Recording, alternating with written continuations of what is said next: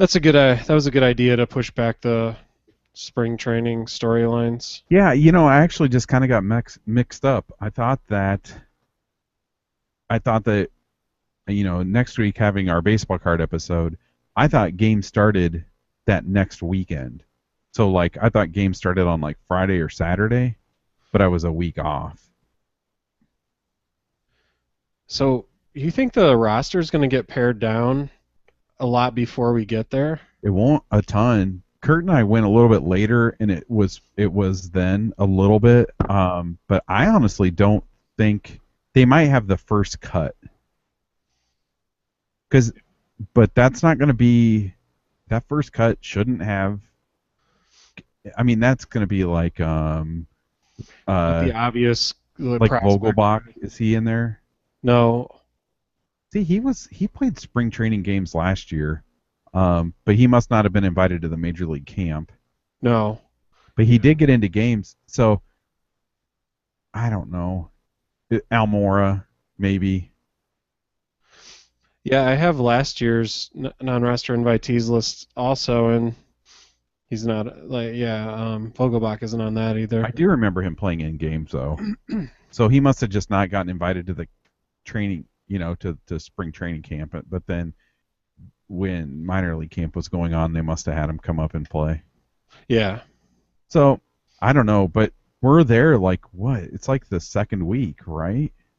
I think so. Yeah, Yeah, I don't think there'll be that many players cut. I mean, I would assume we'll get to see Bryant and yeah, man, that's awesome. I know. Yeah, because it seems like we're going earlier than Kurt and I went. I think Yeah, we might have gone like the third week. I don't know. It was towards the end of spring training. so pitchers and catchers report next week, This upcoming what Wednesday or something? 18th. Yeah, that's Wednesday. Man, I have not really looked at the Cubs Twitter. I mean, the Cubs Instagram feed really ever. It is, it is a delight. Yeah, it is interesting. I saw a dude posted no World Series in 100 years like 5 times in a row. In case you forgot. Oh man, people. Yeah, Did you get a muscle flex this week then? I did. Yeah, I got it from from Instagram. See, and I was gonna like that was gonna be my go-to. Like I was just always gonna go to Instagram, and I opened up Cubs.com, and I was like, I just want to see what's out there. I stumbled across a beauty. See, I saw yours wasn't from Instagram. That's kind of why I went to that. But Yeah, I bet Kurt doesn't have one tonight. yeah, probably not. But man, I can't believe some of the comments on this. It's insane, man. So for those of you watching live right now, we're waiting on Kurt. Actually, So oh, Andy, I'm gonna show you, or I was gonna. Uh, the no World Series in 100 years thing is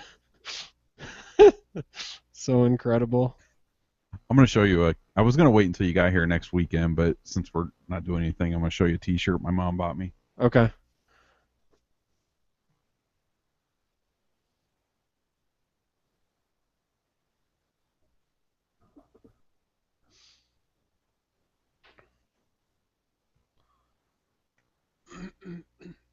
I hope to lose some weight this summer so I can get back into my medium shirts so I can wear this.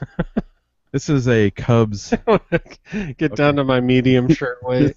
Yeah. This is a Cubs hometown heroes shirt. What? Yeah. So on it there is I imagine there's some weird. there's right up here, right there we got Michael Barrett, Derek Lee. All Derek right. Lee's right there. Okay. And we got Zambrano, hometown hero. Aramis. Then down here we've got a man I like to call Matt Merton. What? Rich Hill, Like, Soriano, and then Ted Lilly. That is a bizarre lineup. I know. Hometown heroes. That's so great, though.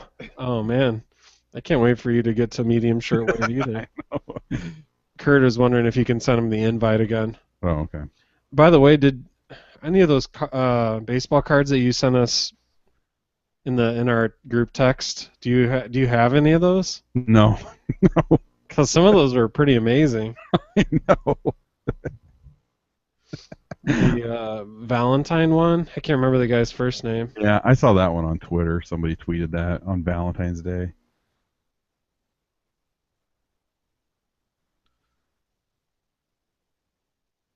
I'm really looking forward to that episode. Yeah, me too. Is that next weekend already? Yeah. Yep. Guest That- 918 in the chat says that Bryant is headed to Arizona according to Twitter. Nice. That's what he said. So that's nice. Nice. Yeah, that is man, I can't wait to watch him. I know, right? I can't wait to get out there. I know. So glad Kurt's not going with us. Oh, hey Kurt.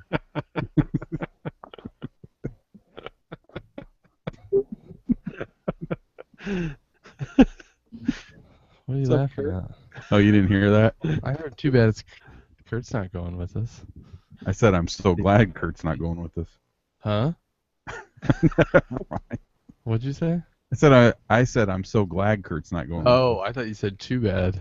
Yeah, that's it. Yeah. That's the ticket. I'm glad I'm not SNL going. 30 or assholes. whatever. I just listened to a fucking toddler scream for Ooh, hence my lateness. not a toddler, not a Not an a toddler, infant? an infant. That's what I. Yeah, the toddler was Say, that's bad fantastic. if your Thankfully, toddler was screaming. the toddler was patient and singing the whole time. The entire ride. What does it take you, like an hour? Yeah, and it was like the first 20 were great, and all of a sudden he decided he was done with it. We even pulled over at a rest stop to feed him, change his diaper, like the whole checklist, like hungry, diaper, that thing, and Right. settled down, put him back in the seat, and just flipped out again.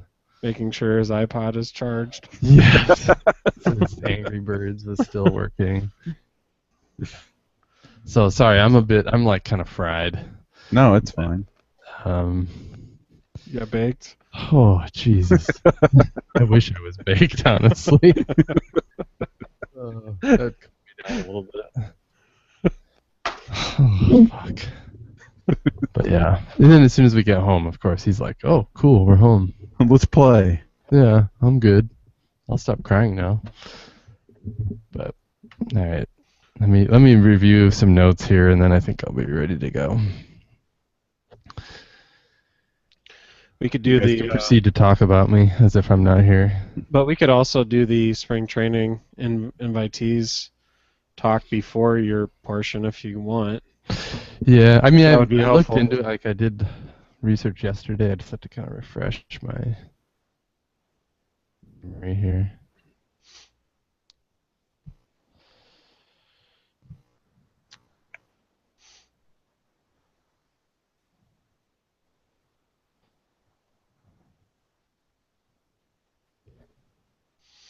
Oh man. Yep. Oh man, that's right. Dog days of winter. Aren't Sundays the worst though? Yeah. Fucking Sundays. I almost prefer Mondays. I don't even have to work. You don't have to work. Oh. I don't. Yeah, no, what is your. Are you like totally. I am What's- off for 5.5 weeks. Wow. Nice. Yeah. Caring for said infant. Who normally is very content and does not cry that much. Except when he has to do hour-long car rides. So your other son still goes to his thing, but you just. He goes to daycare and then I stay home with Ellis. So it's going to be quite a system shock. Well, actually, you'll just kind of feel like a teacher going back. Yeah. Yeah. Well, Okay. when Liam was little, I took 12 weeks. Oh my gosh. Yeah. Do you work from home at all, or are you just like totally free of responsibilities from your job? Free of responsibilities entirely. The federal government allows us up to 12 weeks off. Hey guys, speaking of the federal government, IVMV owes me tax money. I know, and I'm afraid IVMV owes me a lot of tax money. I believe we're getting taxed at that same rate on our Patreon stuff. It's like 39% is what I figured it out to be. Holy crap. Yeah, well, partly the reason for me, like, we're live, right? I don't know how much of this we want to... Yeah, we're live, but Yeah, I probably shouldn't share too much, but yeah, it's we pretty get bad. taxed on our shit. It's bad. Yeah, it's like we're fucking... Well, it's not even like we're rich, because the rich people only get like 15%. It's like Right. we're squarely in the upper middle class. You are, not IVMV. I just You mean, are. well, that's the tax rate that we get, though. I mean, when Yeah. they charge like self-employment tax and all Yeah. that BS. Yeah. It's like, oh, you're able to buy T-shirts? Bam. Take that, bitch. That $12 T-shirt, that's a... Yeah, I know. Seriously. I gotta go grab another drink. I'll be right back. Yeah. All right, I'm gonna try to read this real fast.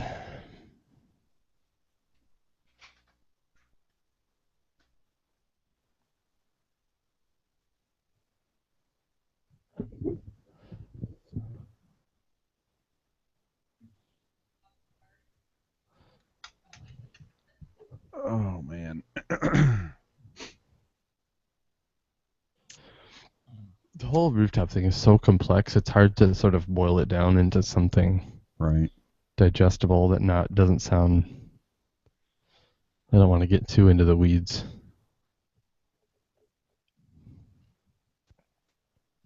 But I think I pretty much got the gist of it. I'm tired. Yeah, me too. Did the American Girl story yesterday. I saw that. The pictures. It wasn't too bad. Yeah. I've actually walked through it. I've never, been there with two. Oh, you haven't been there for like 7 hours? I don't we think took I ever the- will. At this point in my life with two boys, I can't say that I won't, but it's who knows? Maybe one of them will be into it, but it seems unlikely at this point. There were some boys there, Yeah. which kind of surprised me because, like, if my kid wants an American Girl doll, I'll be. I wouldn't say, like, I don't think the boys were there, like, having fun with the dolls, but, like, they really, the nice thing is, outside of it is the Lego store. Yeah. The boys can kind of go over there, and that was kind of cool. Actually, I took the girls over there, and they liked it quite a bit. I love me some Lego. That picture you sent us of all the dolls in the boxes on the shelf was creepy. It was like in Oh my Toy gosh. Story, and like there's all the Buzz Lightyears. Sorry, you guys are. I lost you. Sorry. Can you hear us? Yeah. No, I just mean I lost you on my train of thought. Oh. Toy Story, Buzz Lightyears. I think you said Buzz Lightyears. Well, I think I'm ready if you guys are. Yeah, I'm just gonna kind of wing it. Just please save me. Yeah, that's as fine. always. That's fine. All right, you guys ready? Yeah. All right, here we go.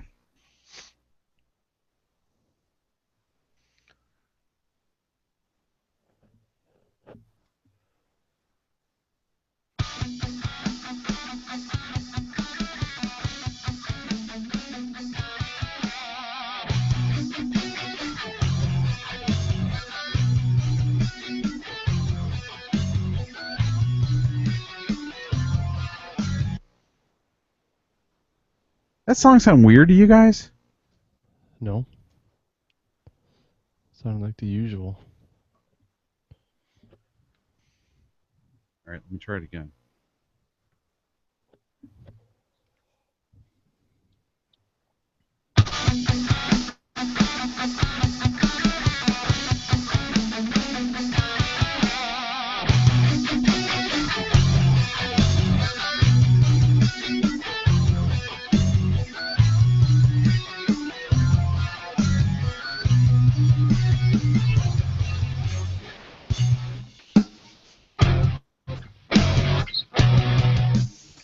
Hi, and thanks for downloading this, the 295th episode of the IVMV podcast.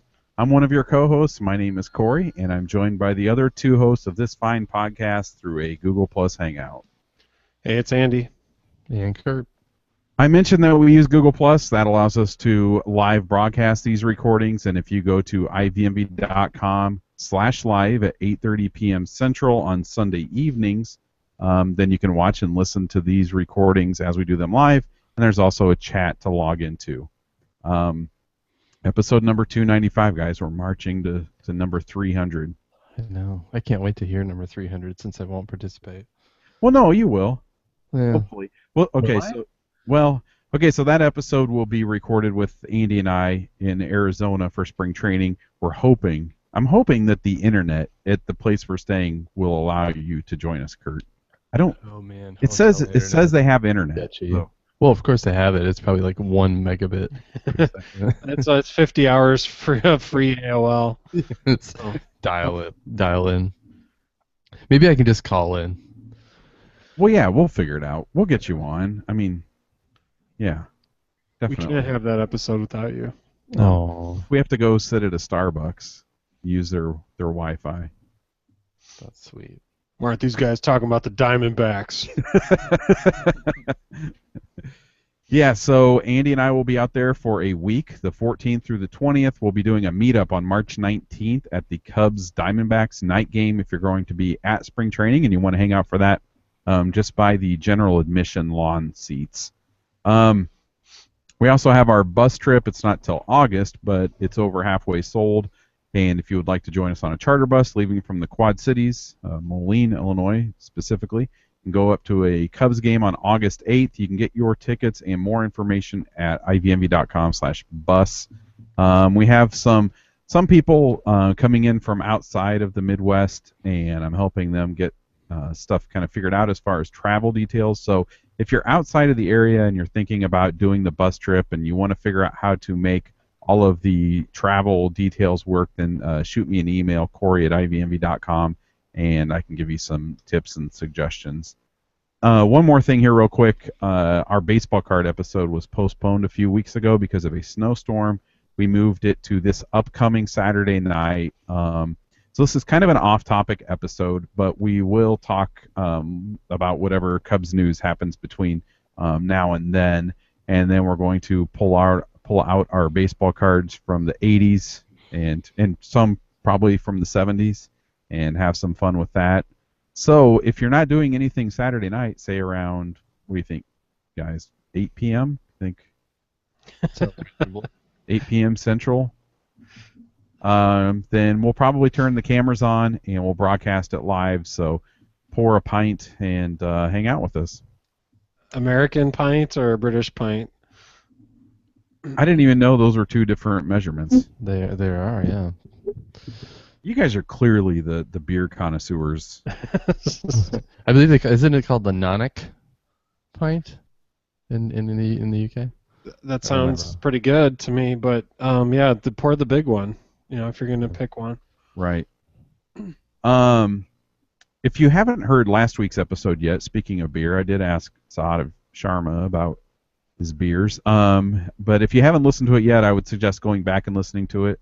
As I said, I interviewed Sahadev Sharma, and we covered a lot of Cubs topics. What did you guys think about what Sahadev had to say? I mean, it was definitely insightful as always. And whenever you do interviews with guys like Sahadev or Harry Pav, it always makes me feel a bit dumb, but at the same time enlightened by the conversation. So yeah, it was good to hear what he had to say. Yeah, I mean, and then also just some information just some new information has come to light, you know, as Lebowski would say, and so I found those parts especially interesting. I mean, we were concerned about Javi and how he was playing in winter ball, and so it was interesting to hear what he had to say about that and his approach at the plate, and so.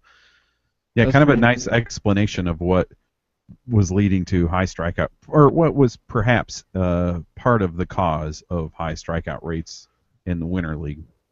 Right. So yeah, it helped us to pump the brakes on our concern a little bit. Yeah, I thought it was interesting what he had to say about Edwin Jackson too, and I found myself over the last week kind of being less optimistic about Edwin Jackson and less optimistic that he's going to, you know, return to anything close to what the Cubs wanted him to be. And I don't know, it just seems like I think out of the three of us, I was the one that thought, if he plays really well in the spring, and it's not just like, oh, he's looking good against late in the game against Double-A caliber players, but actually did look good. Like I thought he might have a chance to work his way back into the rotation. But I don't know. After hearing what Sahadev said, it seems like he's lost it, and who knows if he'll ever get it back. And he like we've kind of been saying too. It's pretty easy to, I think, in my opinion, to be sympathetic with Edwin because Sahadev pointed out, he's always owned up to it. He's never made excuses, and he's just all around a good guy. But at the end of the day, the performance hasn't been there, and it's really hard to recover from being essentially one of the worst starting pitchers in baseball. I mean, his loss record, if that's meaningful, his loss record is puts him at the very bottom of the list for the last 2 years. Yeah, and you're right. I mean, Sahadev did talk about his attitude, and it seems like especially towards the second half of the season when there were some exciting moments with the Cubs. For example, I kind of am thinking back to I think that night in St. Louis when Soler hit those 2 home runs. Like Jackson was right there celebrating, at the top of the dugout, and it seemed like he was still he still is, I guess those intangibles of being a good teammate and things like that. But I mean, it seemed like he still, it hadn't completely. I don't know what I'm trying to say. I guess just that he still had like a good attitude, and that's what made it especially kind of hard for me to stomach how fans treated him at Cubs convention this year. Man, yeah. And it was like, sometimes people just lose it, and it's not for a lack of effort. It's not like, it's not like he got his paycheck and just mailed it in. No, he still clearly takes pride in his work and wants to do well. Right. So I think that it just kind of people boo him, boo a guy who's trying to work hard and trying to be good. It's sucky. Right. Yep. That summed it up. I didn't feel the need to go on. That's sucky. Out of all the pantheon of adjectives I could have chosen, sucky. I went with sucky. That is an expansive vocabulary right there.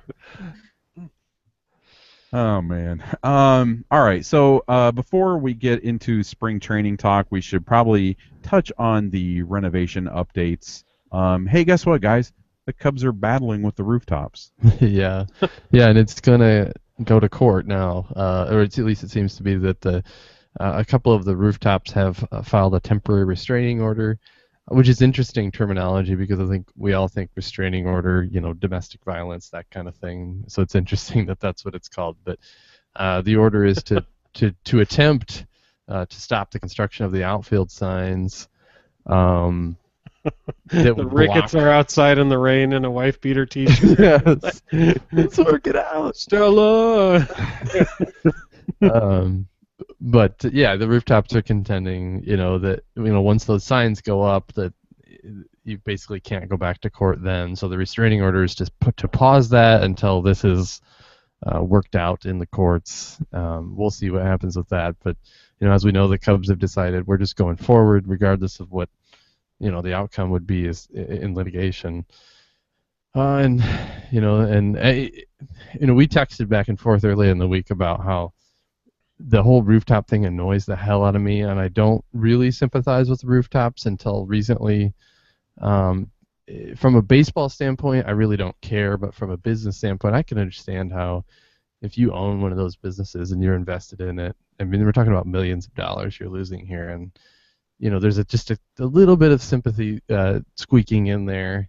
Well, I think I don't want to put myself squarely on the side of the rooftops, but I definitely sympathize with the fact that, hey, hold on, we signed an agreement, which is a contract, that you guys found a loophole, you guys being the Cubs, to exploit as far as the signs that you thought you could go with. But at the end of the day, when they signed that deal, whenever it was, that I guarantee both sides thought that signage wouldn't happen, and that signage, not blocking the view was just kind of part of the deal.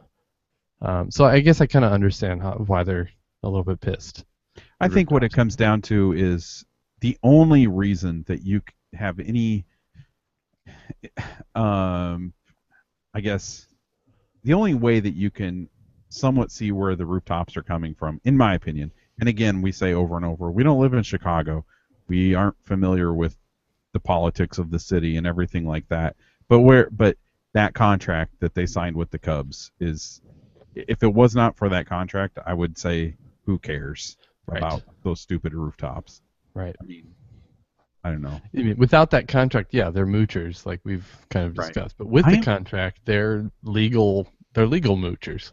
Right, exactly. I cannot wait for the day when the Cubs own all of those and they just tear them all down. Like, I am so over the rooftops. Like, I liked the rooftops in the early to mid 80s where it was like dudes without a shirt up there with a barbecue. You know, like, not that I enjoy looking at dudes without shirts barbecuing, but you just enjoyed dudes without shirts barbecuing, catching Glen Allen Hill home run balls.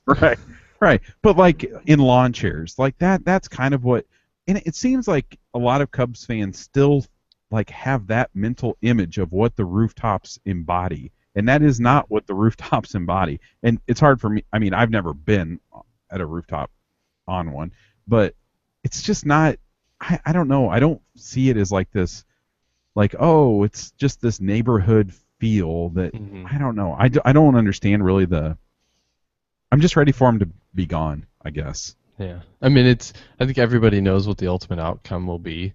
It's just at this point we're just arguing over dollars, not over and time. Yes. You know, I think the Cubs are trying to speed up what ultimately they plan to do, and them buying certain rooftops and everything like that just is it was just a matter of time. Yeah.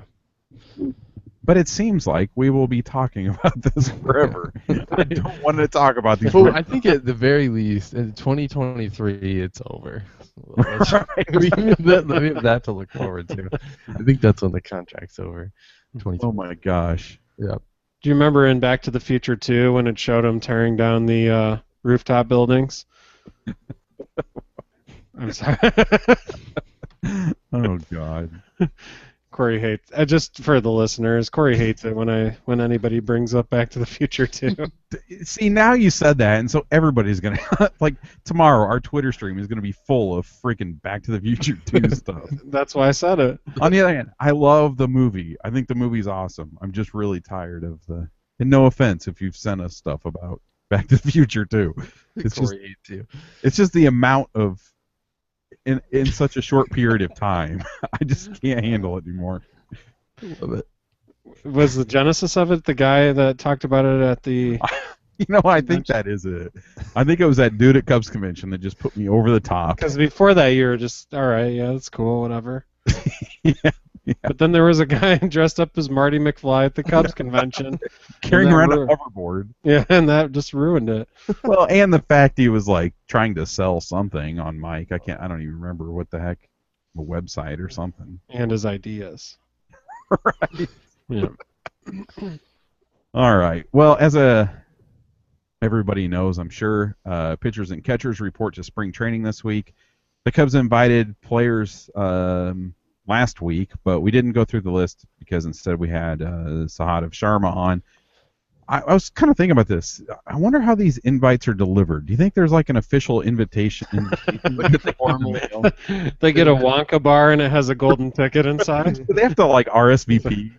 There's like clear vellum, that transparent vellum over the top of it with gold imprint.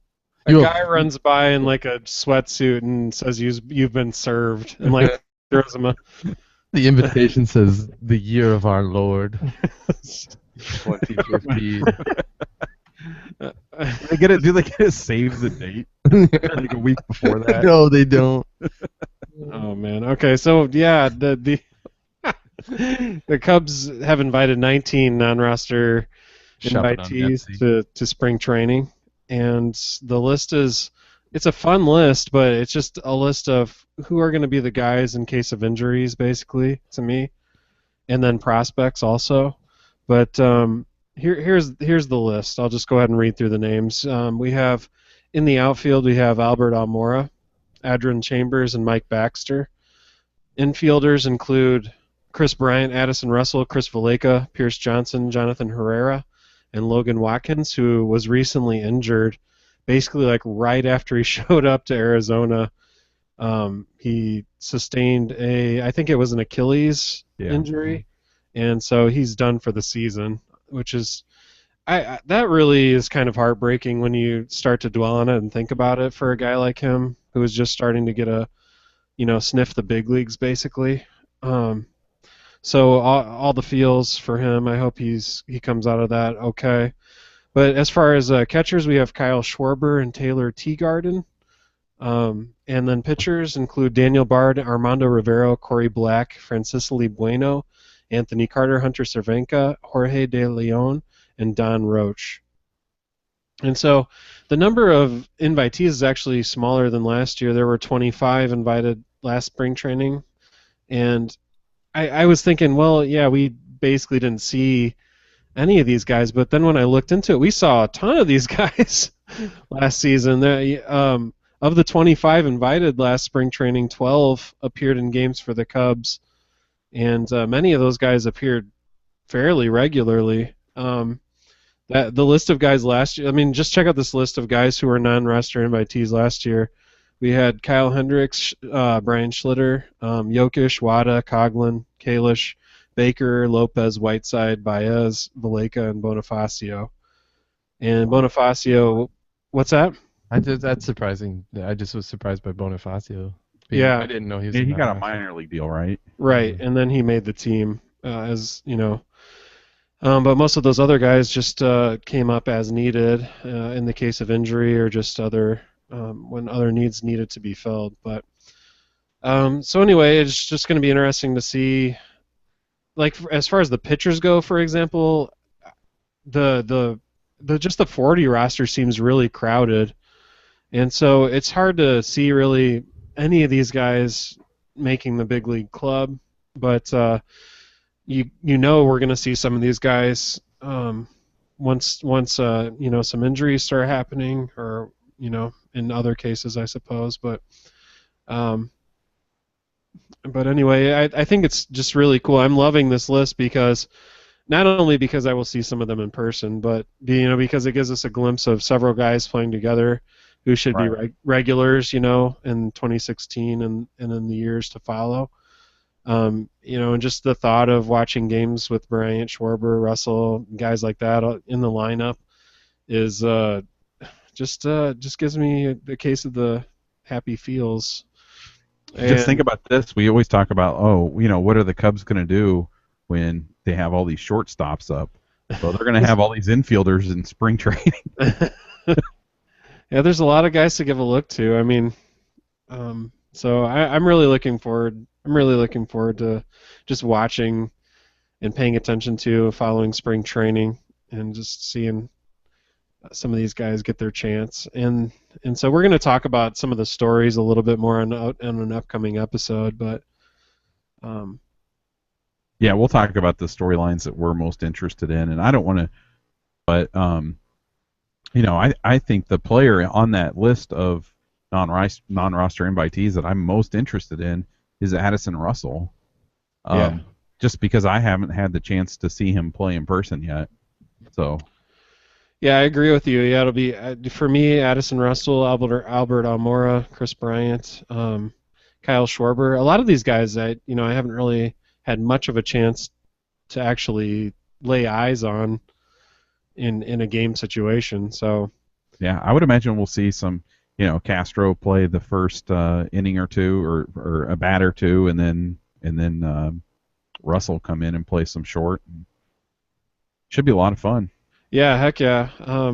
As far as the pitchers, it'll be interesting to see, if Daniel Bard is able to, I mean, the Cubs already gave him a chance last spring training. He couldn't really get it together, but it sounds like he was dealing with some other serious health issues at the time. So sounds like he's actually fully healthy for once. So he could be a factor and perhaps a guy who could be an option, to shore up the back of the bullpen. Armando Rivero is a Cuban pitcher who's awesome.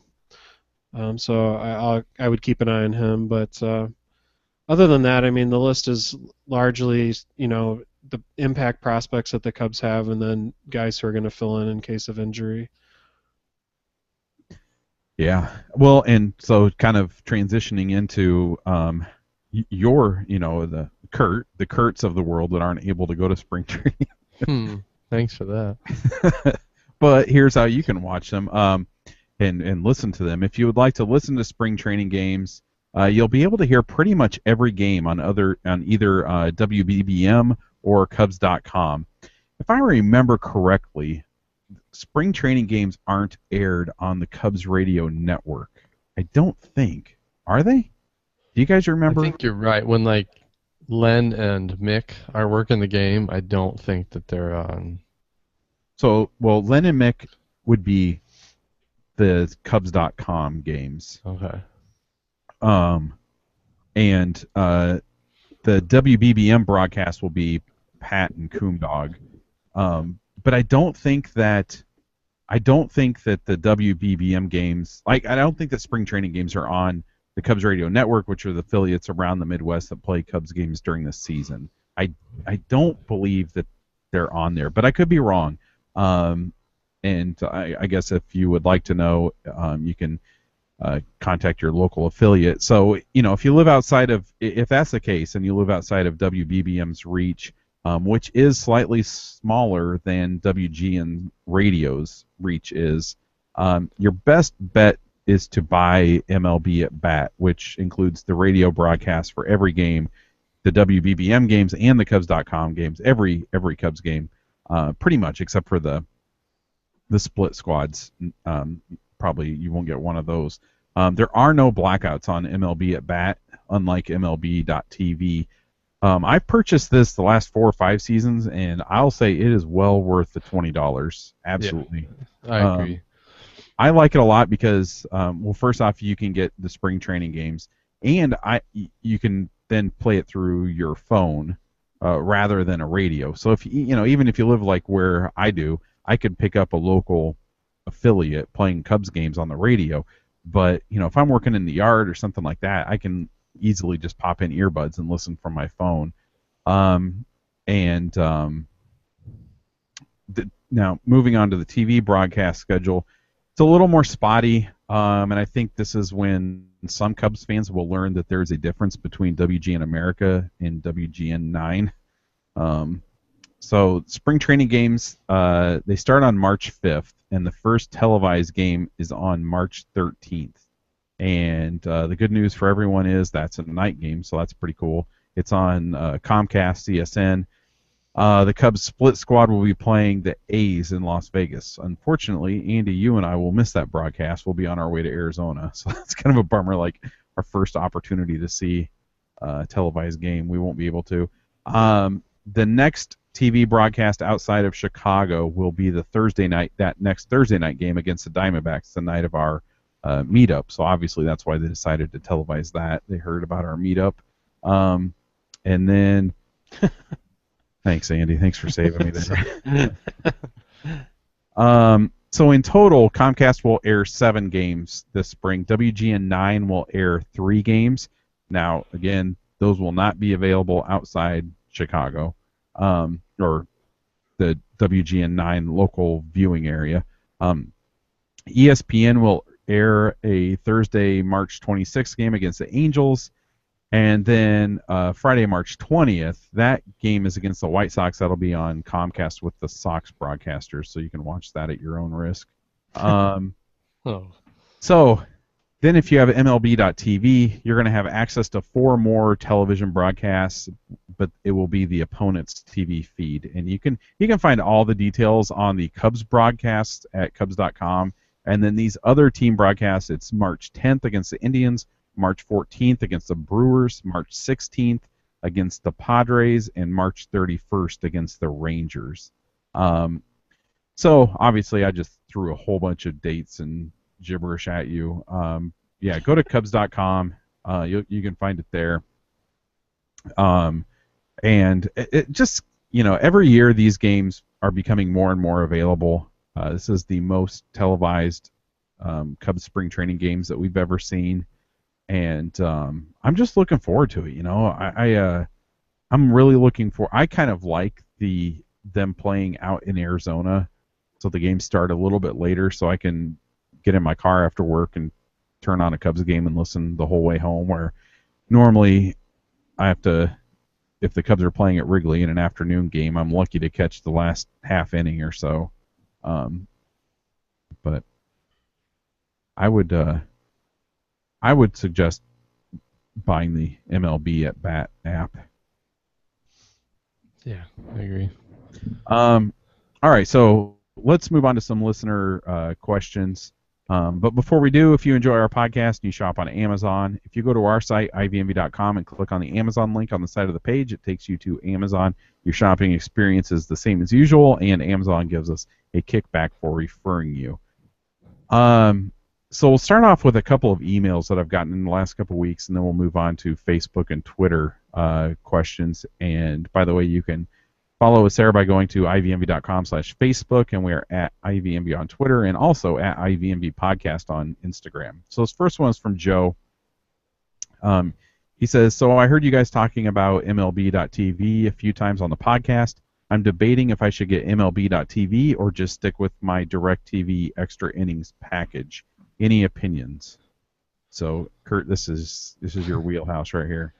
Yeah, we've emailed with him, but basically what I said is that there's so many variables, but if you fall into the category of you like to watch at home on your big screen and you don't like fiddling around with computers and streaming and technology, stick with the DirecTV package, pay the money, don't worry about it. But if you're kind of like, you don't mind trying to figure stuff out with streaming and getting it connected. Or if you live within the blackout region. Right. Let's just say also, yeah, if you live outside the blackout area, even if you have MLB package on DirecTV, I think the MLB TV is worth it if you're like on the road a lot or something like that. Because the app is amazing, the streaming is awesome. It's just so many good things going for it. Without the blackout restrictions, MLB has a really great thing to sell with the streaming. If you do live inside the blackout area, obviously it's more complex. If you're willing to sort of work around it, it could be worth it, but it is a pain in the ass. So can I ask you something? You kind of talk about how it's a pain in the ass. What do you mean? Because I'm thinking about doing this, and like when you say that, you've always been kind of vague about it. Well, okay. So first off, if I can troubleshoot podcasting, can I figure this out? What? If I can podcast and troubleshoot. Oh, it's not about figuring it out. The actual mind power it takes to figure it out is not great. It's not that. It's the day which now the Cubs we think are going to be better. It's a day in late July and early August when a division matchup is coming on and you're really excited about the Cubs playing the Cardinals, and you go to flip it on. It's not just pushing on the satellite box and the TV and boom, there's your Cubs game. It's that one day when you really need it to work is the one day your internet's going to be sketchy. And we've all had those days, even with fast internet here, which I get 30 megabits a second, which is plenty fast enough to stream a game. But there's that one day when it just doesn't work and it drives you crazy, and that's kind of what. So it's not like you're having to troubleshoot, dig into the settings and stuff like that. Yes, there is that part of it. There is because yes. So I stream on a Roku device, and you have to go into the settings of the device. You have to create a new account, or at least the way I dodge the blackout. You have to change your DNS settings and all that kind of stuff, which I really don't know the legality of it, so don't you know. You didn't hear it here. Yeah, I honestly don't even know. I mean, as far as I can tell, it's a breach of contract with the MLB package, but I don't see it as like against the law. It might be. Who knows? I don't know.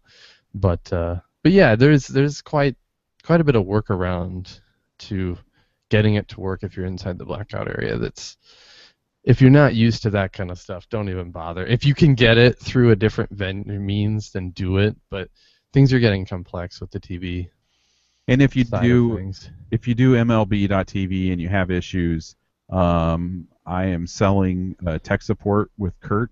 Yeah. So you can make your. It's gonna cost you. It's not. It is a pain. I mean, I guess I put myself into the category of like, I kind of almost appreciate the challenge of trying to figure technology stuff out, but you know, don't suggest it to your parents because you know they'll be calling you every other day. I can't see the Cubs game? What happened? That's my impression of my mother. Even though she would never call me to see the Cubs game. But if she did, that's what she would say. That's what she would say. Kurt, which button do I push to get the Cubs game? All right. So Joe, I hope we kind of answered your question, or anyone listening had a similar question.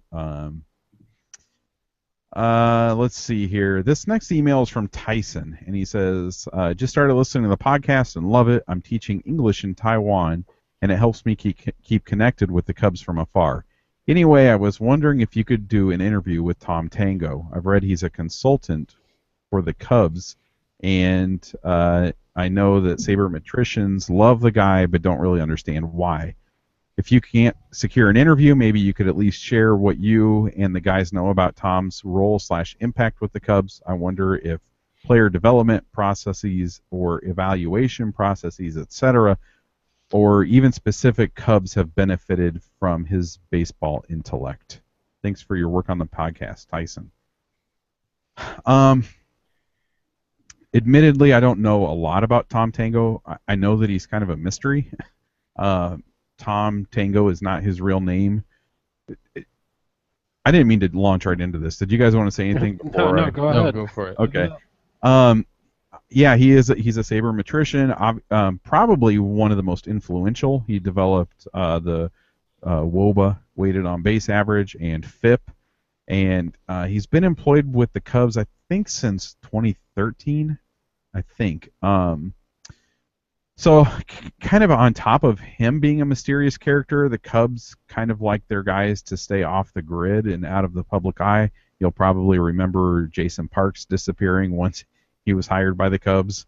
Not disappearing physically, but disappearing from the social medias and stuff, the Twitters and all that. This front office seems to run a pretty tight ship when it comes to their stat and data analysis folks and their scouts. I think it's a very competitive business, and they probably like their people flying under the radar to give themselves advantages, whether it's in scouting or doing work with numbers or whatever behind the scenes. So I don't know if he would be a really I don't know how easy it would be to get an interview with him, and honestly, somebody of his caliber intimidates me, if I can be honest. Yeah, there's no questions you could ask that don't just feel like kind of elementary. Right. And I mean, he has a blog that is really, man, it's interesting. Very short blog posts, and I would assume Tyson is probably aware of that. But I guess to answer your question, Tyson, do the Cubs benefit from his baseball intellect? I would say there's someone behind the scenes that is identifying these pieces that the Cubs are using to flip. It's not just Theo and Jed that have made some of these decisions that have allowed the Cubs to take advantage of other teams and trades. And we'll probably never know exactly what people like Tom Tango or Jason Parks and all of the others that are.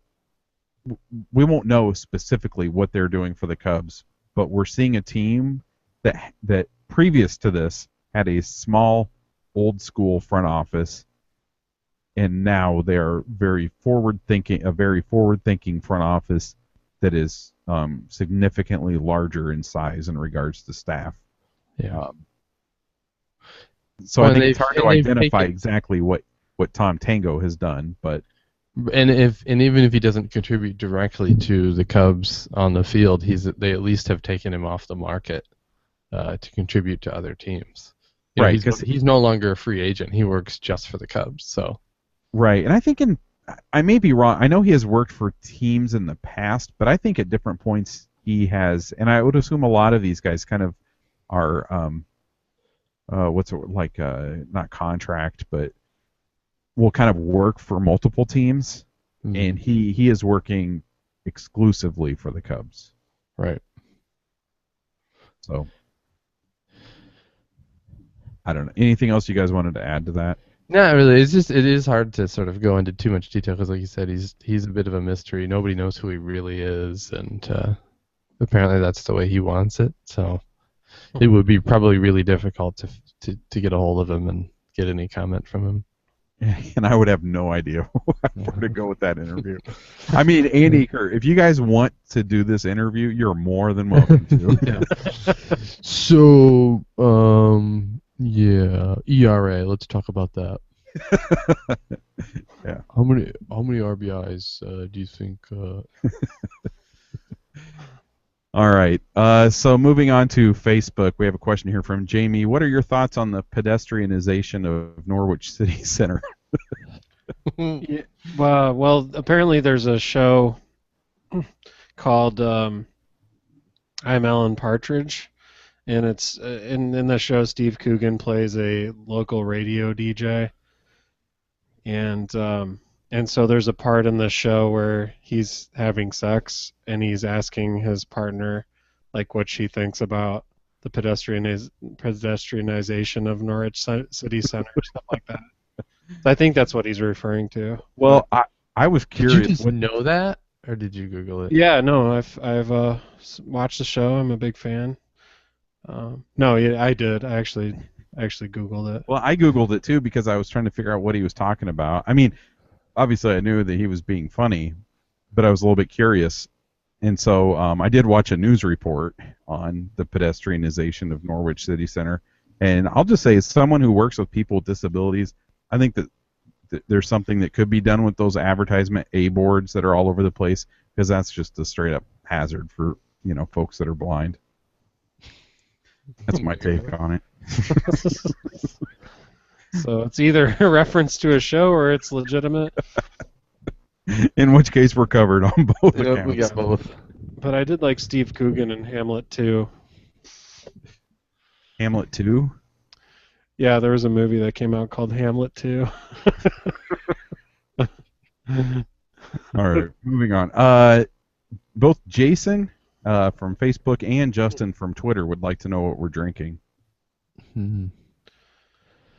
I can see a couple of Andy's empties. I think I might be drinking the same thing as Andy. What? No way. Well, it's the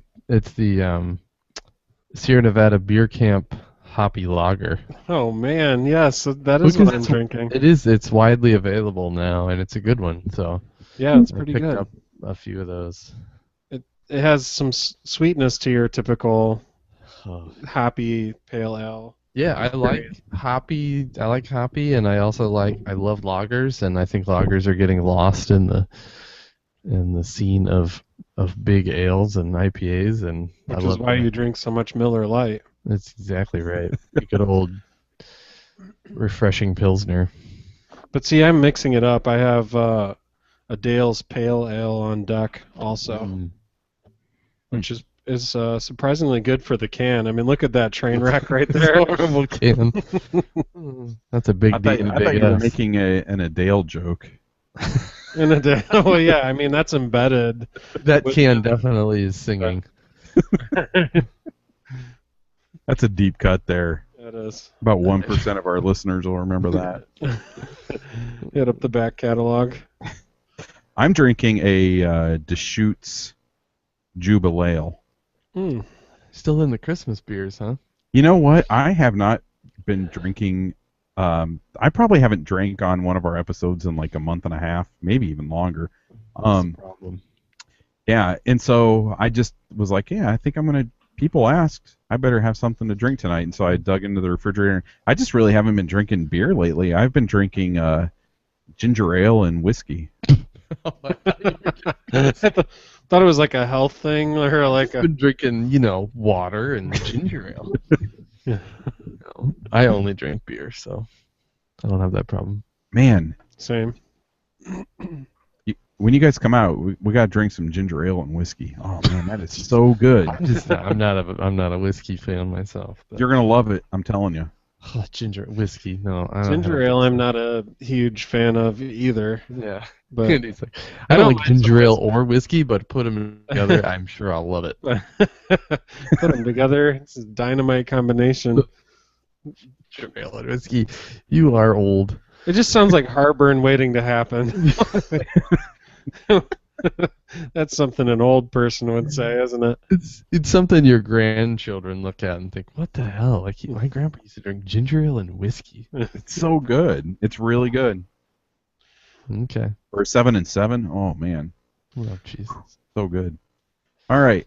Clint says, I'm going to try to see my first game at Wrigley this year. In your opinion, would you rather watch the Cubs play a team that isn't very good with a better chance of winning, or like the Cardinals for the rivalry, but a harder chance at a win?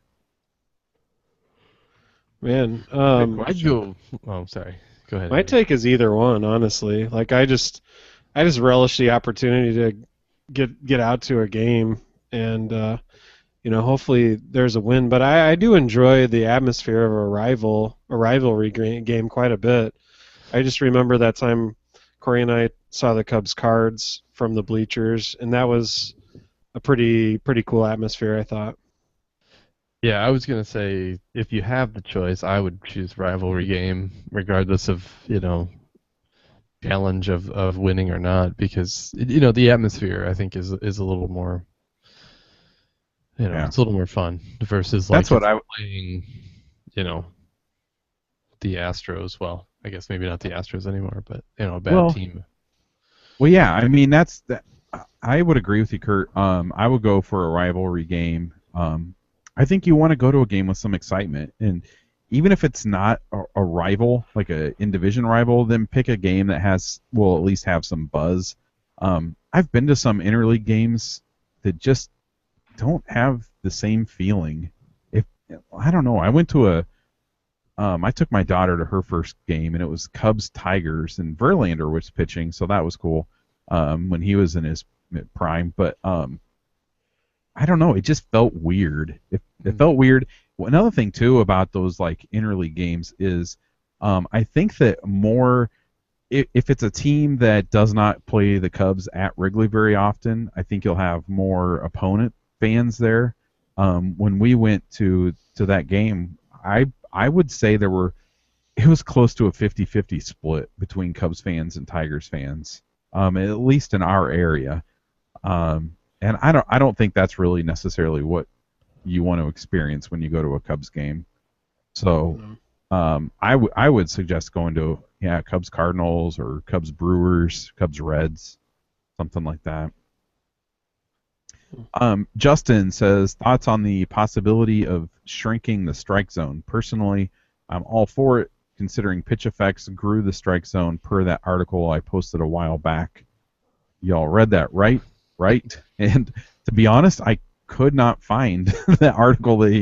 Facebook sucks. I mean, when people, if you're listening and you post things to our Facebook wall, it could take me a week or two to notice it. Like, it just doesn't even like always tell me that there's something there. It's weird. Yeah. So you actually have to go out of your way to find what other people post. Yeah. On the IVMV page. Yeah, it's a pain. It's like right now I'm looking at it and it's hard to. Yeah, you have to scroll down about pretty far and click on posts a page, so it's kind of hard to see. And then it shows you like 3 at a time. Right. So anyway,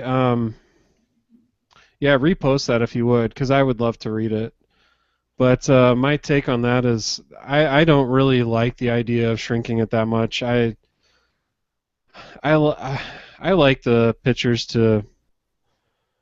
I don't know. I like what's been the kind of the trend in pitching lately. I like watching a well pitched game where somebody's able to work all portions of the strike zone well, and I don't know. I'm kind of thinking as I speak. That's not always a good combination. What do you guys think? Well, I'm one of those guys who like I guess I'm for more offense, but at the same time, you see a pitch that goes under the letters on a guy's chest. Where like, I look back to Little League when basically the strike zone is like, nipples to knees, and you see a pitch that looks good and it's called a ball. So to shrink the strike zone even further, at least initially, seems like, whoa, I know that seems kind of crazy, but at the same time, See, I don't mind it because I think if they're talking about moving up the bottom of the zone, and I'm kind of okay with that for a couple of reasons. The main one is selfishly, the Cubs are a team that is built with hitting right now. The future of this team is in the bats, and I think that forcing pitchers to get the ball up in the zone on some of those power bats, and which would in turn cut down on weak contact, I think that's good because a lot of it seems like the strike zone has dropped, and there's a lot going on like below the kneecaps, and that's not, if you want to improve the offense, that's not, there's not going to be a lot of good contact down there. And so I think kind of like forcing the whole strike zone to come up some is probably a good idea.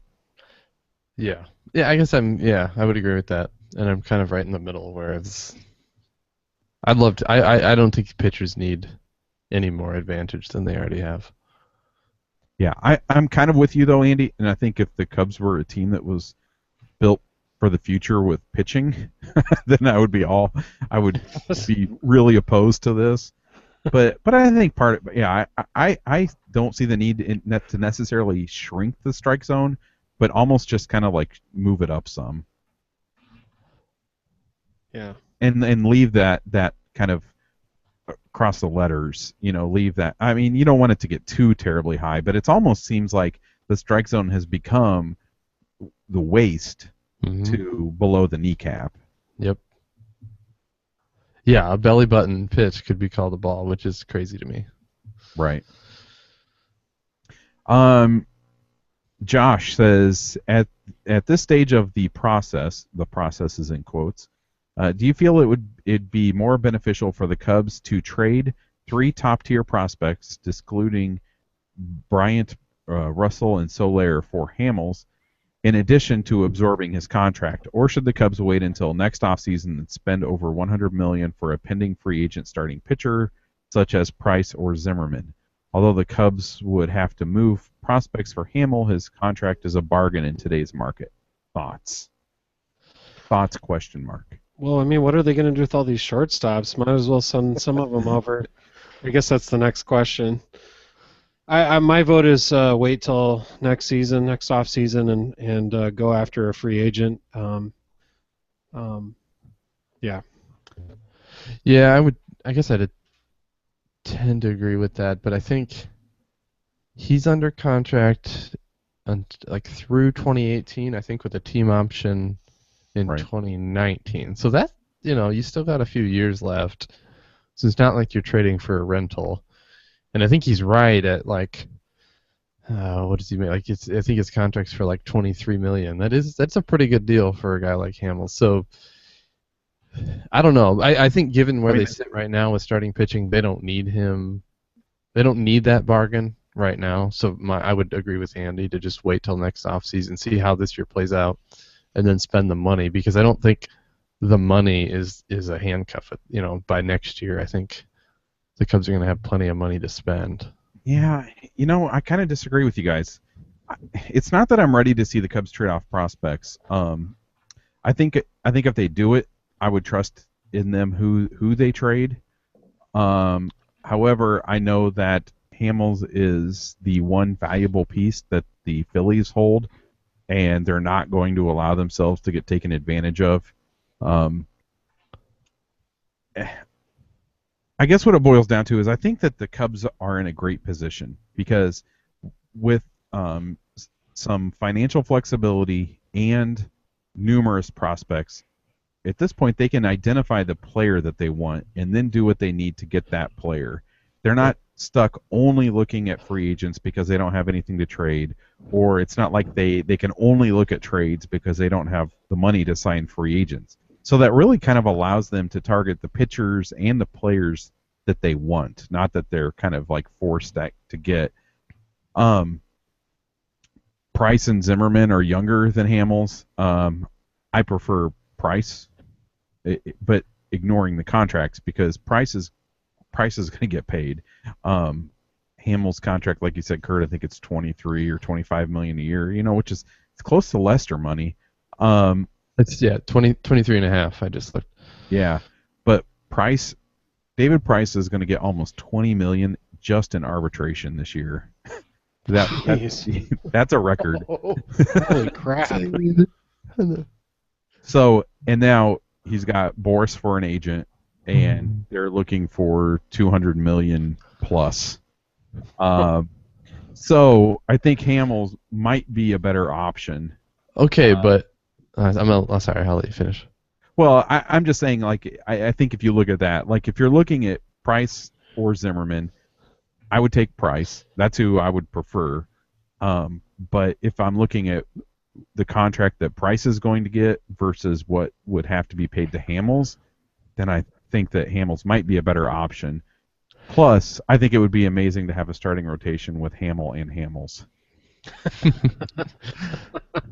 I can't disagree with that.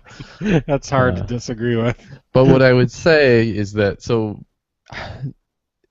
I won't disagree with the fact that Hamels is the better deal money-wise, but when you start talking about, prospects are worth money as well, and so those prospects don't equate to dollars paid in a salary to a starting pitcher, but they are worth something. And so if you trade them away, you have to consider that part of Hamels' contract. And so it's pretty easy to say, oh, well, you can't trade this guy, and you can't trade this guy. So you can't trade Bryant, you can't trade Russell, you can't trade Soler. Well, guess what it's going to take to get Hamels? Like, the Phillies aren't stupid. Right. They signed a contract that is going to end up being good for them because right now, $23.5 million that's a steal for Cole Hamels. And when he signed that deal, it was like, whoa, $23.5 million, that's a lot of money. So I don't know. I just don't think we can say that any of these elite prospects are off the table because the first thing the Phillies are going to ask for, because you asked for the top, is, hey, which one of your elite prospects are you going to give us for him?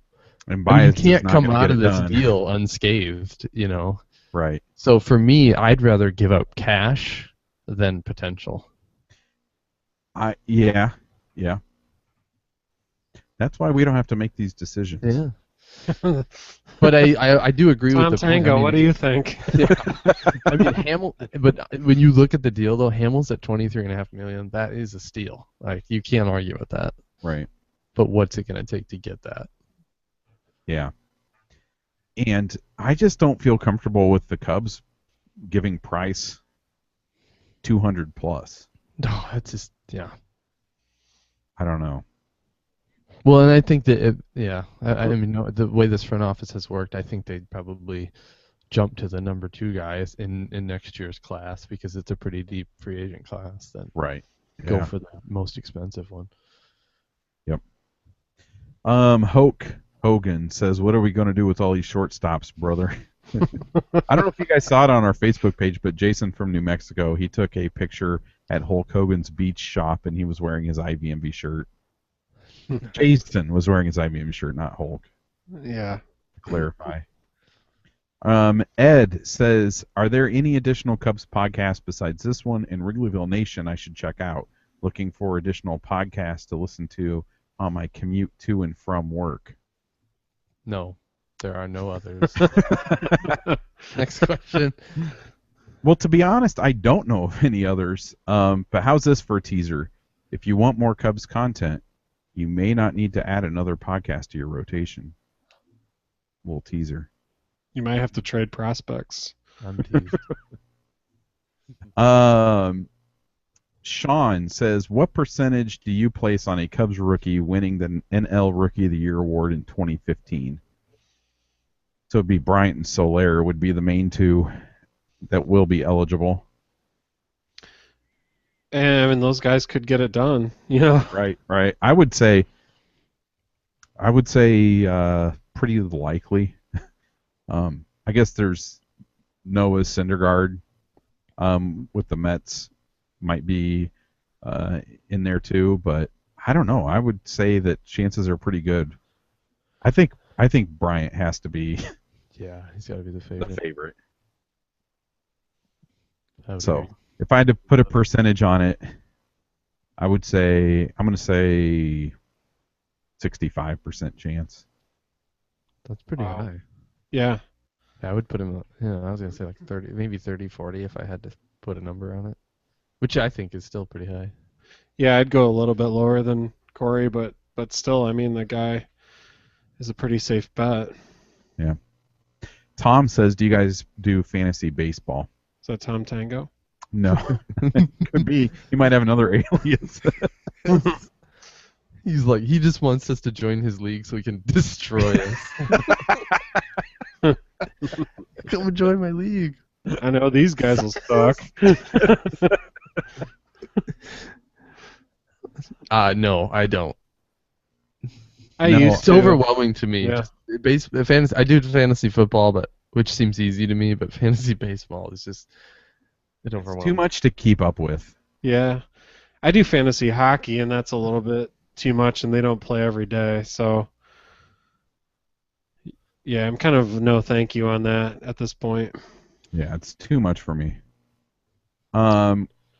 Chris says, how did Pliny the Elder hold up to the hype? And I wish I knew. I know next Saturday, this upcoming Saturday, we will answer that question, Chris. Corey let the dog drink all of them last couple weekends ago. It's poured in the bowl. The dog drank it at room temperature too.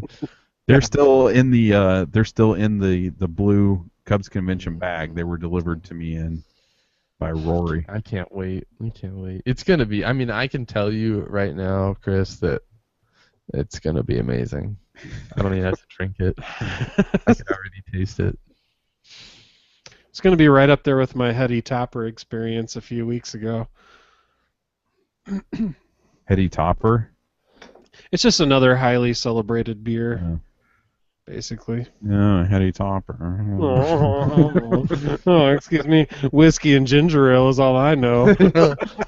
I just want to know: is it Beechwood aged?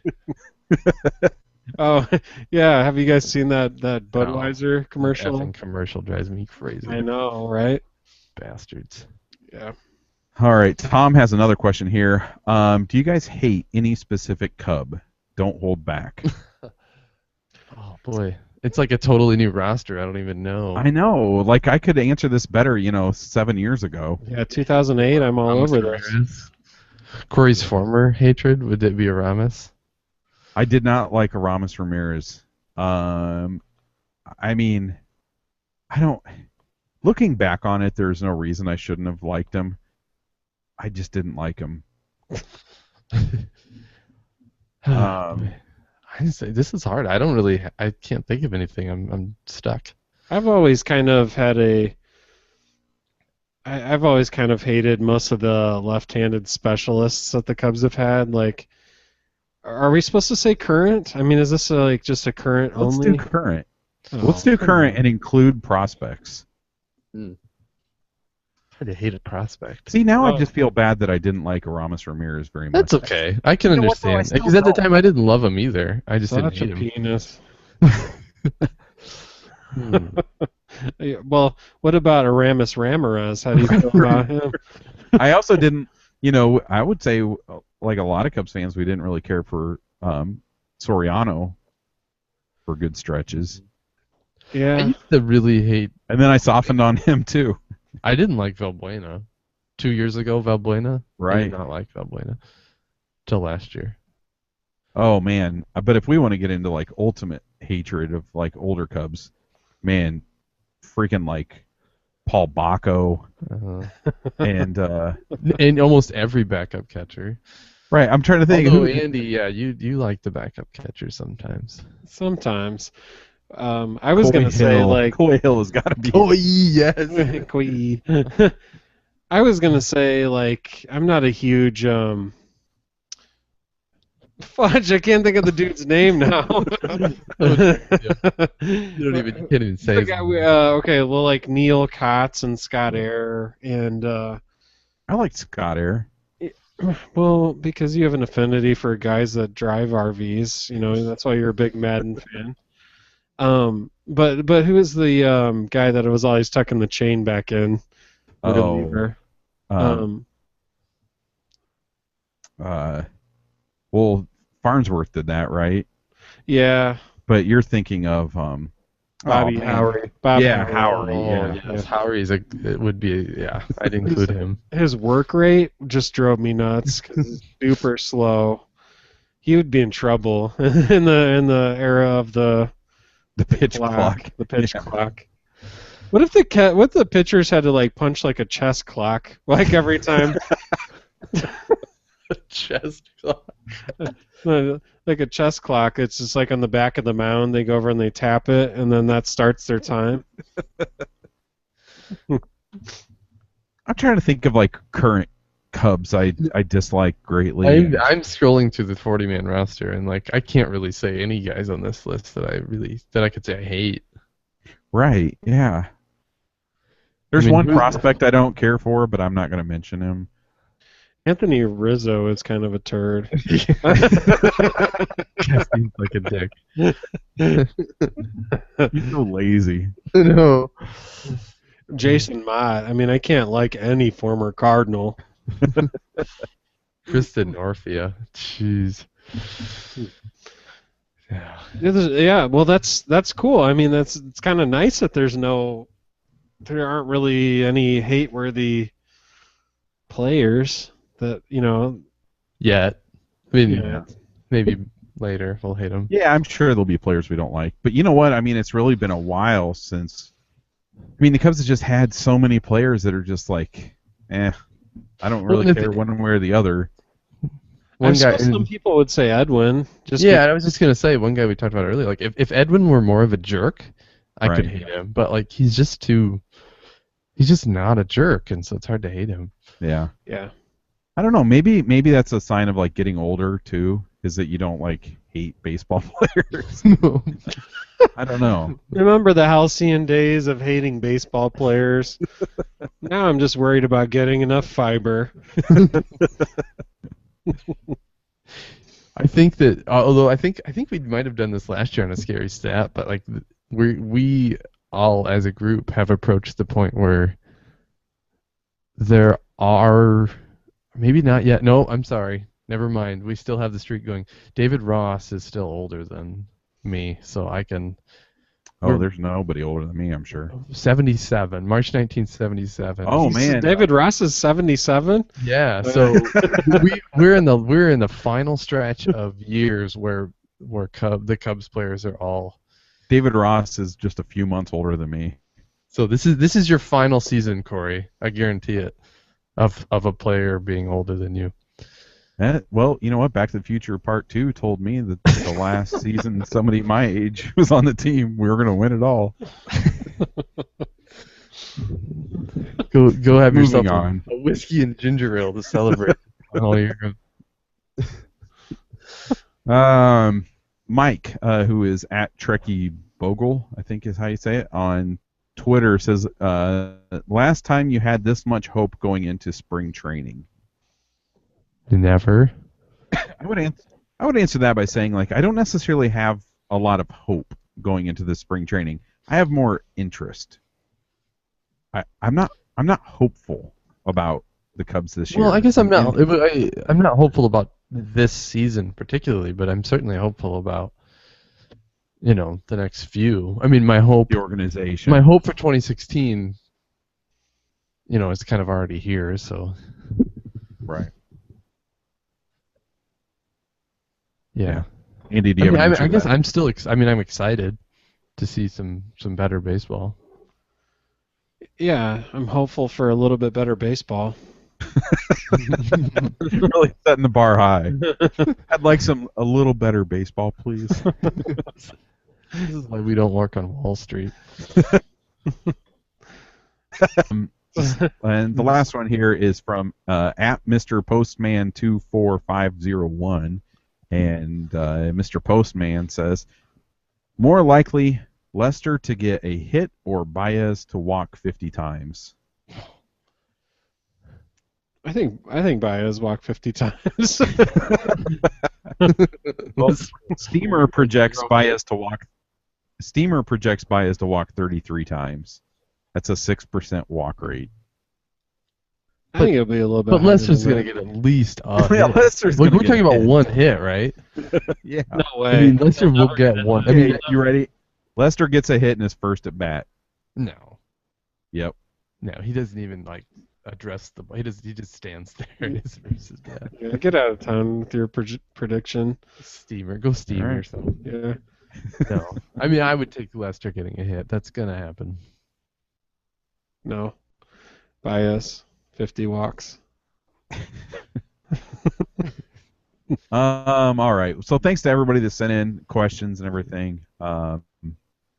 We appreciate it. I do have an iTunes review to read here, so because I do, we're gonna play a little Chuck Mangione Feels So Good. This one is from Josh S78DC. It's an iTunes review, and what Josh says is, what I like best is how accessible the podcast is while still getting into incredible depth on the Cubs. I'd say that's debatable, but thank you. Whether you are a casual fan or follow the Cubs 24/7, there's fresh, interesting perspectives on what's going on. I highly recommend this podcast. So thank you, Josh. Thanks. You can rate and review our podcast on iTunes or Stitcher, and those reviews help us a lot because it makes our podcast more visible, and it helps us move up the rankings, and it will help other Cubs fans find us. And another way that you can help Cubs fans find out about our podcast is to tell your friends that are Cubs fans about us. If you enjoy us, they probably would too. And I think a lot of Cubs fans have taken the last few years off, and they're probably hearing some of the buzz around the team, and we can help get them up to speed with what's going on. Yeah, we've been slinging this BS when they sucked. So That's right. That's right. Since 08. Slinging BS since 08. That's our new tagline. We're gonna make a t-shirt out of that. And really, I just kind of want another excuse to play some Chuck Mangione. Mm-hmm. I don't know if we've talked about it on here, but did it amaze you guys that Super Bowl commercial with the dude riding a Vespa that is the exact same color as my Vespa? Yeah. Listening to Chuck Mangione. I think the best part of it was that you were so proud of it. Like the commercial was intended to basically make that guy, which is you, seem like a total d-bag, but you were like, did you see that? That was amazing. This is the highlight of my life. That is my color Vespa, I know. and he's listening to Chuck. Or they're I playing haven't been Chuck this Mangione. happy since my daughters were born. I think it's amazing that they to symbolize dorkiness. They played Chuck Mangione. And if the guy weren't wearing a helmet, he would have red hair. I mean, the guy has red hair under that helmet. It is you. Good stuff. All right. Well, let's finish up this episode here with Internet Muscle Flexes. And what we do is we go to Cubs.com, perhaps the Cubs social media sites, and we just find instances of Cubs fans and maybe other fans flexing their internet muscles on Cubs players, other commenters, and anybody really. Anybody and everybody. Kurt, do you have one tonight? I do. Oh, wow. We all three have one. Yeah. You can go ahead with yours. Me? Yeah. Okay. All right. So this comes from an article about Cubs prospects, and that based on the avatar, this person is a Cardinals fan. And he or she says, you'd think the only topics available this offseason are Scherzer, Shields, and the Cubs. Give me a break from this narrow-minded, uniformly unimaginative, redundant diatribe. Thank goodness. Thank goodness these scribes will Ponce de Leon discover the fountain of 27 other newsworthy teams next week. SMH. And then some of the I have to read a couple of responses too because they're actually pretty good. And then so a Cubs fan later replies with, "I'm sure we'll see a story on some Cardinal employee getting busted for a DUI. It's pretty much a tradition." And then the next guy says, "Don't tell me all this talk about Cubs improvements has even the unflappable Redbirds fan base that madly rattled that they need to come down from the mountaintop to talk smack to us lowly Cubs fans." That makes me think there might be something to all this hype now. I love the Ponce de Leon so much. Like, are you serious? Yeah. Oh man. It's fun when some of the articles get posted that are posted probably on MLB.com and not just Cubs.com. You Right. can tell because there's a Yankees fan reply and there's a Royals fan, and so those are some of the best for these kind of flexes. That's fertile ground for Yep. flexes. Yep. Oh, Well, man. I have one. Mine's from the Cubs Instagram account, which I was very entertained reading today, reading through the comments. And so I don't know if you guys heard, but Anthony Rizzo's on the cover of RBI Baseball 2015. So that's pretty cool. I think a lot of people view that as not being as cool of a baseball game as the show, but it's pretty sweet anyway. So at LMFAO Ben had this to say. First of all, he likes a great band that's really popular right now. He has this to say about it. That game is going to be as popular as the Cubs. Not popular at all.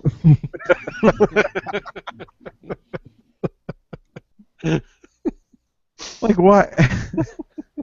I don't it's amazing sometimes in reading the Instagram stuff, how I don't understand why you're following the Cubs. Right. If a lot of times it's fans of other teams bashing the Cubs. I can't figure out why would you follow them? Oh man. Were there any other ones you were going to read? No, that's it. Okay. Short and sweet. All right, so these came from Cubs.com. I think it was on, I don't remember what the article was about, something about the future or something like that. So the first commenter says, "This year is just the beginning. It's not the finished product. The Cubs have flipped the page from rebuilding into competing. The kids must continue to improve. There will be some bumps along the way, and the front office will continue to add veteran players to the mix. When Theo took over, the goal was to be good year in and year out. Well, it takes some time to get to the point where you can be good, especially with the club he took over. That time has finally come, and everyone should be excited with the progress and look forward to the year where the Cubs actually have a chance to win. So enjoy 2015 and the years to follow. Go Cubbies." So here's the response to that. Pray tell, what is? Pray tell. It's already an incredible start. Is this guy a Puritan?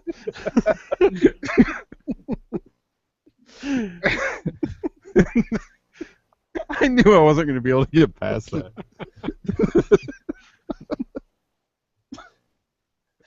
Oh man! Pray tell, Corey, what's the rest I'm of trying it? to pull it together. Okay, I'll start from the beginning. Pray tell, what is this the year?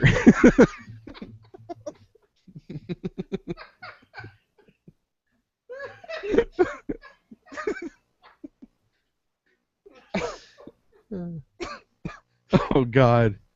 Sorry. Like it's Judge Danforth from the Salem witch trials or something.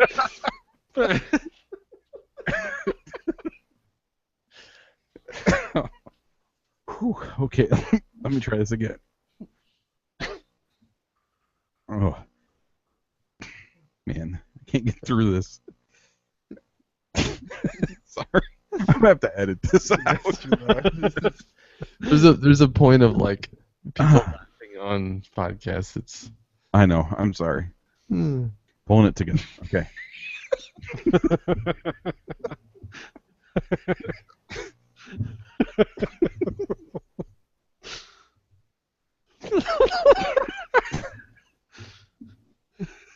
God.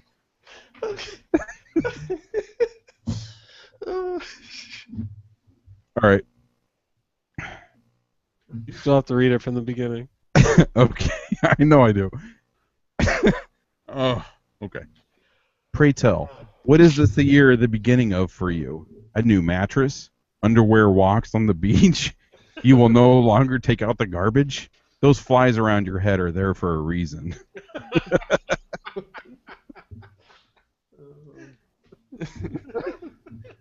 And then somebody responds with, it amuses me you take any enthusiasm for the Cubs so personally that you have to respond to it with fairly random personal insults. and then the Flexer comments on to that person and says, "Oh, Laura, what is insulting about that response? Did your thong ride up too high?" So I found you forgot to say pray tell, did your thumb. I found that this whole exchange to be awesome because each comment, well, on top of the pray tell, which had me like instantly, is that in his first comment he mentioned underwear walks on the beach, and then in his second one he brings up a thong. So I think there's some repressed something or other. Underwear fixation, yeah. Yes. Oh man. Oh God, I love this segment. Pray tell. All right, well that does it for this week. This episode was brought to you by all of our Patreon contributors, and a special thanks to the Hall of Fame level contributors: Jeremy, Dallas, Dave, Charles, Jane, Cass, Tony, Shane, Michael, John, Brian, Andrew, Richard, and thanks to those of you that pledge at the associate producer level: Matthew, Anthony, Joshua, and we have another associate producer to add, Ryan from Florida, and Ryan is flying up from Florida for our bus trip, so that's pretty awesome. Awesome. We have added 5 other new Patreon supporters in the last few weeks, thanks to Mitch from Anawan, Illinois, Rory from San Francisco, who we met at Cubs Convention and gifted us the bottles of Pliny that we will be consuming next weekend. And Richard from Florida, so Florida's coming in strong, and also coming in strong, the Netherlands. We have 2 new contributors from the Netherlands this week, Allison and Moni, and so thanks to them. Allison got a hold of me today and explained that they live over there, and I think she said she's seen one person wearing a Cubs shirt over there. So. Well, one of your 3 co-hosts is almost entirely Dutch. That would be me. Wow. When you said when I texted you that, and then you said, I said from the Netherlands, you said they're my people, and then I thought like maybe you actually knew them or something. No, just like, meaning those are Kurt's people. That my all 4 of my grandparents are Dutch. Really? Yeah. Interesting. Well. How'd you get such a nice tan? Why are you 6'5" with pale skin and light hair? Oh man. So thanks to everyone that supports IVMV through Patreon. If you would like to support this podcast, keep it free, and help us with improving your listening experience, you can do so by going to patreon.com/IVNV. There are different pledging levels. The pledging levels start as low as just $1 a month, which may seem like nothing to you and not worth doing, but trust us, it helps us tremendously, and every dollar helps. There are perks at every level. IVMV posters, pint glasses, Google Plus Hangouts during games, all sorts of stuff. So you can check it all out at patreon.com/IVMV. That's patreon.com/IVMV. And also, if you support us on Patreon and you're on Facebook, make sure that you join the IVMV Patreon supporters Facebook group. So next week will be the baseball card episode, but we'll discuss any Cubs news that happens between now and then. Thank you for listening to this week's episode, and until next week, Go Cubs.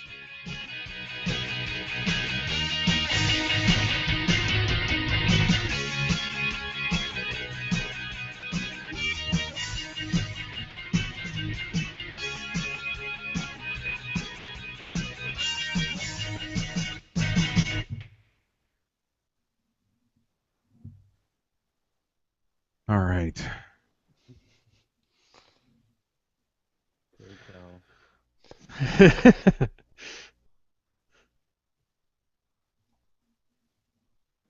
So good. That was incredible.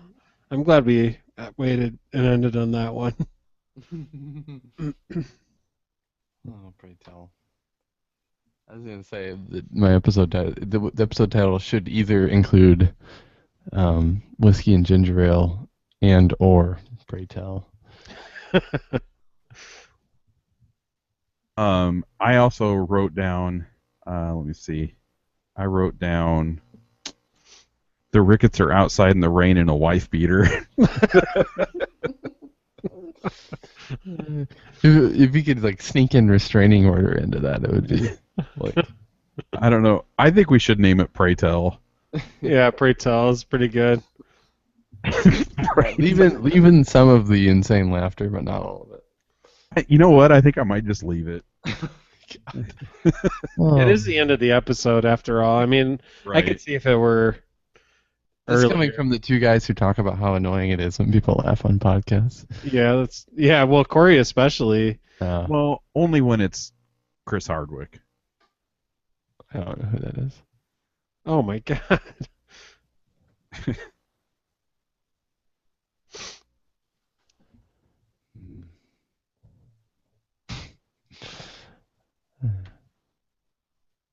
Pray tell.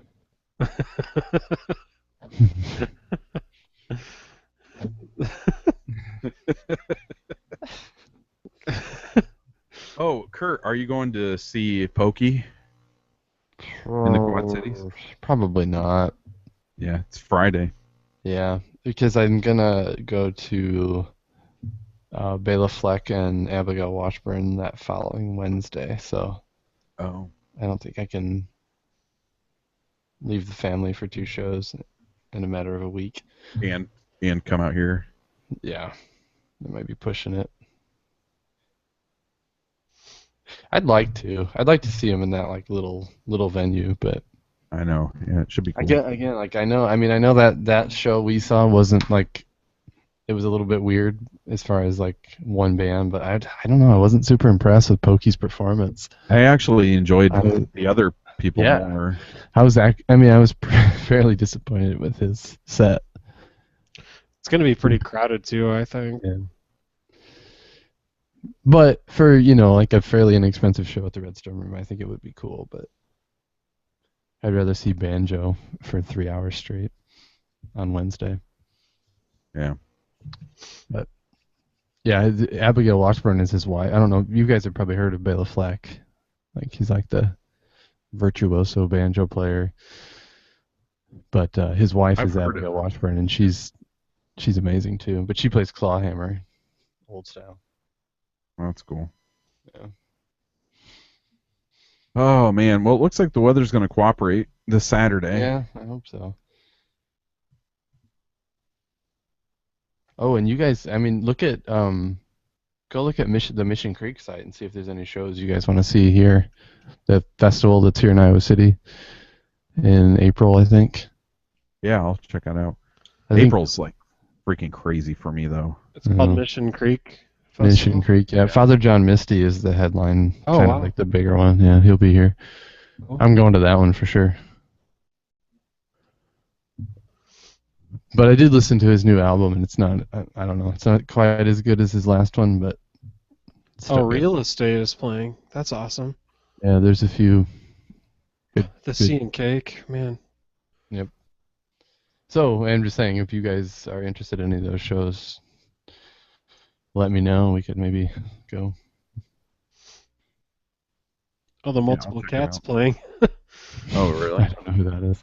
They're from the Quad Cities. The Quad Cities band. Mhm. That's awesome. Yeah, it's a fairly good lineup. I mean, for a small town. Jad Abumrad from Radiolab will be here. Oh, really? Yeah, he's just they're trying to make it like a mini South by Southwest kind of thing where it's music, technology, literature, all that stuff. Oh, how come they didn't invite us? They did not. No. All right, guys, I'm gonna go. All right. It's gonna take me a while to get this thing posted tonight. Edit out some laughter. We don't want to be. No, just kidding. I don't care what you do. I'll listen to it and see what it sounds like. It went on for a while. I could not come back. I had to I was trying to get my face off the camera so that you wouldn't see me laughing hysterically. All right. I'll talk to you guys later. All right. Have a good one, I'll guys. see you. See ya. Bye.